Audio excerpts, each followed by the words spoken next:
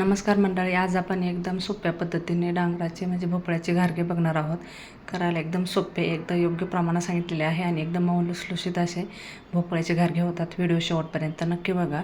नमस्कार, मी Deepali, recipe house मराठीमध्ये तुम्हा सर्वांचे खूप मनापासून स्वागत. इथं डांगर घाऱ्या किंवा भोपळा, कुणी याला भोपळा पण म्हणतात किंवा डांगर पण म्हणतात, आमच्याकडे डांगरच म्हणतात. डांगर घाऱ्या बनवण्यासाठी डांगर घेतले. हे काही मोजून वगैरे सुरुवातीला घ्यायचं नाही, आपल्याला त्याचा किस मोजून घ्यायचा आहे. आता हे किसून घेणार आहेत आपण, त्याच्यामुळे त्याच्यात जशा हातात बसतील त्या आकारात फोडी करायच्या. किसताना तुम्हाला जशी फोड जमेल तशी छोटी मोठी करू शकता. सर्व फोडी करून घेतल्या आहे आणि किसणीच्या साहाय्याने मी सर्व डांगर किसून घेणार आहे. तुम्हाला असं जर किसायला जमत नसेल, फक्त साल ठेवायची, बाकी सर्व किसून घ्यायचं. जर नसेल जमेल तर तुम्ही त्याचा पाठीचा भाग, कडक भाग आहे ना, तो काढून घेऊ शकता आणि त्यानंतर हे डांगर किसू शकता. जे सोपं पडेल तसं तुम्ही करू शकता. तर मी साल न काढता किसून घेणार आहे, फक्त सालीचा भाग राहिला आहे कडक. त्यानंतर सर्व डांगर जेवढं करायचं आहे तेवढं किसून घेतलं आहे. त्यानंतर गूळ पण एकदम आपल्याला बारीक चिरून घ्यायचा आहे, जास्त जाड ठेवायचा नाही आहे. गॅसवर एक कढई ठेवली, त्यावर 1 चमचा तूप घालायचे.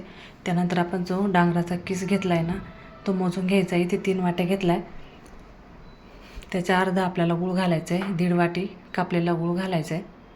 तुम्ही जेवढ्या वाट्यात तुमचं हा किस भरेल ना, त्याच्या अर्धा तुम्ही गूळ घालायचं आहे.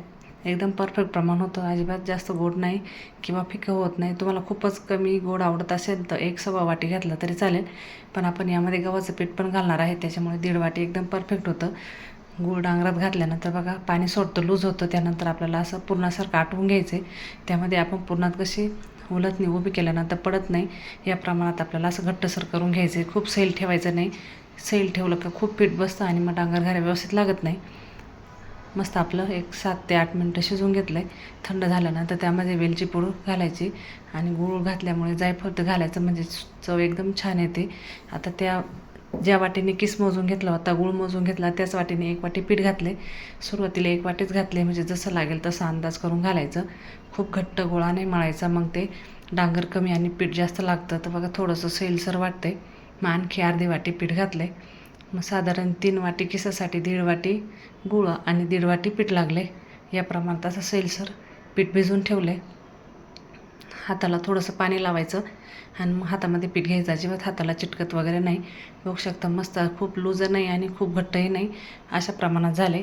तुम्हाला जर एवढं लूज जमत नसेल तर तुम्ही 2 वाटी पीठ घालून सुद्धा थोडंसं घट्ट करू शकता. एक प्लॅस्टिकचा कागद घ्यायचा, त्याला थोडंसं पाण्याचा हात लावायचा, म्हणजे खाली पण चिटकत नाही कागदाला, आणि पाण्यात हात घालून असं मस्त थालीपीठसारखं तुम्हाला पुरी जेवढी छोटी मोठी आवडत असेल त्या प्रमाणात थापून घ्यायची.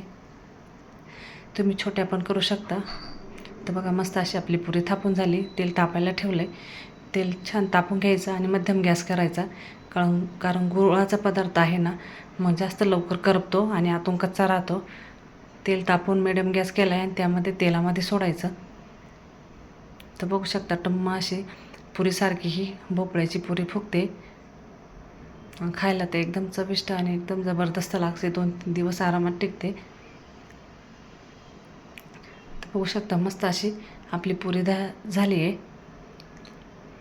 अशाच प्रकारे आपण सर्व पुऱ्या करून घेऊया. हे अजिबात जास्त तेल वगैरे धरत नाही. तुम्हाला जर असंच तेला सोडायला जमत नसेल तर घट्ट पीठ करून तुम्ही आपल्या पुरीसारख्या लाटून त्या अशा पण तळू शकता. पण यामध्ये पीठ कमी घातल्यामुळे मग डांगराचा स्वाद छान लागतो. तर बघा मस्त असा कलर पण छान आला आहे आणि एकदम मऊ लुसलुशीत अशा आपल्या पुऱ्या झाल्यात. टम्म फुगल्यात, पण नंतर थंड झाल्या होत्या अशाच दिसतात. तर मी तुम्हाला तोडून दाखवते. आतमधून सुद्धा एकदम असे फुगल्यामुळे त्याला 2 पदर आलेत आणि तोडताना दिसतंय किती लुसलुशीत झाली. खायला सुद्धा एकदम मस्त अशी भन्नाट रेसिपी झाली. तुम्ही या पद्धतीने नक्की ट्राय करा. व्हिडिओ आवडला तर लाईक, शेअर, सबस्क्राईब नक्की करा.